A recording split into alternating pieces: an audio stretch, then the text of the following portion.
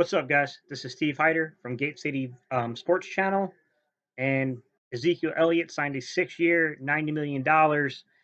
Total value from the contracts reported I'm seeing is actually 8 years, $103 million, making him, from the reports I have read, the first Dallas Cowboy player to ever eclipse $100 million in a contract. Apparently, about roughly half of that amount is guaranteed, but Ezekiel Elliott's in the fold for the Dallas Cowboys, so that's one more Cowboys ass we get to kick this season. All right, y'all. I'm gonna give you my perspective on the Ezekiel Elliott contract from an Eagles fan. I bet you he's dying that he ended up. Look at this. I mean, can you? Let me start off by saying I'm glad that Ezekiel Elliott's back in the fold for the Cowboys because when we beat the Cowboys twice this year, I want to make sure that they're at their best. No one wants cheap victories. And I'm sorry, and I'm tired of hearing all you Cowboy fans talk about how, oh, if you look at the head-to-head comebacks between Wentz and Dak Prescott, Dak Prescott won 2 games last year. Man, he played at 50% Wentz. Guy wasn't at full health. And the other victory you guys like to quote was a game that Wentz didn't really play in, and it was Week 17 in a year that we locked up the division and went on to win the Super Bowl. So come on. The signing of Ezekiel Elliott, though, I'm going to tell you from my perspective as an Eagles fan, and I said this in another video where I went into depth about the Cowboys' actual roster. And the way that I see things is it's proof that, number one, look, I'm not going to deny it. Ezekiel Elliott is a great football player. He is one of the more dynamic players in the NFL. I still think Saquon Barkley's better, but Ezekiel Elliott's like 1B to that 1A. With that said, I think what it really points to is the fact that the Dallas Cowboys are still caught in the mid-1990s.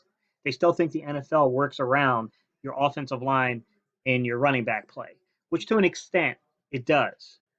But I don't know that you can play 4 quarters like that, especially with the way that the rules have changed around the NFL. Like, it just seems like they're really going back to that old school, old style play of, you know what, let's try to control the clock. Let's try to, dictate the pace of games and let our defense hold, which they do have a very good front seven on their defense, but it's also an undersized front seven.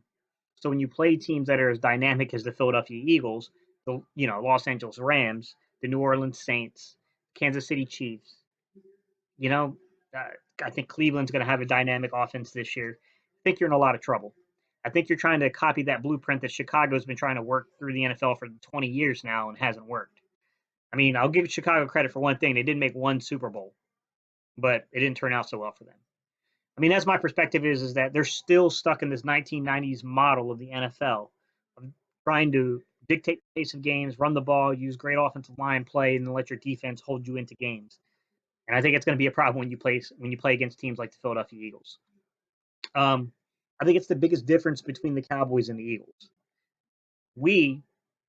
Because we had Andy Reid, we kind of helped evolve this league into this new style of football play, for better or for worse. And I know that from a defensive standpoint, watching games, sometimes it can be a little ridiculous with the roughing the quarterback crap and people calling like targeting calls that are just like, come on. But at the same time, the league has changed. And from my perspective as an Eagles fan, your team, the Dallas Cowboys, has not adjusted to that change, which is why you can have these great teams that are built around really good front sevens, that are built around really good offensive line play, have an absolute dynamic football player in Ezekiel Elliott, and you can't do shit in the playoffs. Because when you come against those better teams that have way more dynamic players at way more skill set positions and have an elite level quarterback, you're in trouble. Do I think this changes things for the Cowboys? Yeah, I mean, I think you would have definitely paid for this if your schedule was harder at the beginning of the year, but you're playing cupcakes to begin the year. Had you had a more difficult schedule, this could have really cost you because he's not going to be. I don't care what they say. Oh, he was working out in Cabo. That shit doesn't matter. It's not the same level. He's going to struggle those first couple of weeks, but I don't think it's going to be noticeable because there is a great offensive line there, and they're not really playing anyone where being slightly out of shape is going to cost him anything. When I say out of shape, I don't mean like he's, physically, like his physical fitness is out of shape. I mean his football lungs are going to be out of shape. With that said, I still stand by what I said. The Eagles are going to win the division, and I think the Cowboys are a playoff team. I think you guys are second. I think you'll win. I'm going to say you're going to be on probably. I think you're going to be a 10-6 team. You're going to be chasing a 12-4, 13-3 Eagles team. But I think you'll get to the playoffs. I think you might win a game, but you're not going any further than a divisional round, and you might get knocked out in the wild card round. I mean, that's my perspective on it. That's the way I see your team. But hey, at least you got Ezekiel Elliott back in the fold. No excuses when we beat your ass twice. On to Eagles football news. So just a little update. Earlier, I was talking about the roster and the way I saw things going on, and you know what? The Eagles made a move that makes sense to me, where they took Cre'von Leblanc and they put him on the injury reserve with a designation to return. You only get, if I remember correctly, you only get two of those. So we got LeBlanc. I think we still have Mills on the pup list, so we're kind of playing around with that second number right now. So it's a little iffy, guys. With that said, I believe that move, making him designated to return, does allow T.J. Edwards to come back sooner. I was a little uncertain if the Eagles were actually going to place him on the injury reserve list and put him on there with a designation to return, because I wasn't too sure that he would be out past the month of September, but now we know for a fact he will be. Um, with that said, I don't think that T.J. Edwards, I think he's still a placeholder. Like, he's still going to be a placeholder for Cre'von LeBlanc's return, or Jalen Mills' return. But with that said, um, I think he's going to stick around the team a lot longer than we thought. This honestly gives, from my perspective about TJ Edwards, this gives TJ Edwards a chance to basically prove himself. He's got an 8, give or take. I mean, the Eagles could sign someone to move him down to the practice squad tomorrow, but as it looks right now, TJ Edwards has an 8-week, period of time to prove that he fits and belongs to stay, and it may be another linebacker that gets bumped down. Me personally, I don't think it's going to happen unless it's the Eagles just really part ways with Nathan Gary. If Nate Gary's just still kind of a middling prospect in the coaching staff, who really likes Nate Gary, basically gives up on him, I could see Nate Gary being let go. I don't think TJ Edwards is anywhere near in a position yet to compete with someone like LJ Ford. I just think LJ Ford is head and shoulders at this point in his career, being in the league a few years. Like, he's just way further ahead than TJ Edwards is right now. With that said, you know, who are we going to move up? We have an open roster spot, and I think all of us kind of anticipate it's going to be a tight end, because we're going to want to bring another tight end up. I've been saying it all year, all the offseason. I've been telling y'all that we're not going to run 4 tight ends. It just seems to be, there's no way that we're going to go in.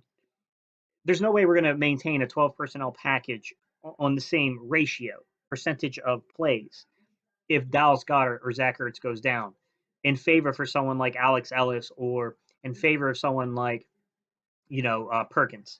There's no way. It wouldn't make any sense, because then you'd be taking away snaps from the receivers and the running backs, and they're just way better prospects, way better talents than those two players are. With that said, if I had to forecast, me personally, if I was the Eagles, I would bring Alex Ellis up over Perkins. Perkins has never really developed into what we thought he was. I mean, he's got some, loosening to him. He's got a little speed to him, but he just never really developed the hands. With that said, I think Alex Ellis, if you were ever going to line up in a 13-man personnel where we're going to have 3 tight ends on the field, I think Alex Ellis would be a good candidate for that, because he's a fairly decent blocker. So, I think it's what really we're missing from Richard Rodgers, and it's the reason why we put him on the IR. And we're more than likely, we're probably going to try to keep a hold of Richard Rodgers, because we don't want to give up on him, because that third tight end is really difficult to find, especially someone at the skill set level of Richard Rodgers. I mean, that's a really difficult thing to find. But that's my perspective on it. I think that's what's going on. Let me know what your thoughts are, guys. Tell me in the comments below what you guys think. Like I said, I think if we end up losing a tight end due to injury for a couple of weeks or something like that, I think we'd go way more into 11-man personnel, or even empty back sets like a 0 personnel, give or take, if we feel the protection is good enough. All the way up to, I would say, the 10 personnel, because the 10 personnel would, give you the 1 back look. So that'd be a good placement for Darren Sproles. So Corey Clement, hopefully Miles Sanders, if he can keep developing, because there's just going to be a big dip in talent. That's my perspective, guys. I'm about to hop off here. If y'all can do me 3 things, guys: like, share, and subscribe. Also, I said 3, and I'm going to say 4. Comment, guys. Interact with me. Tell me what I got right. Tell me what I got wrong. All right, y'all. Peace. I'm out.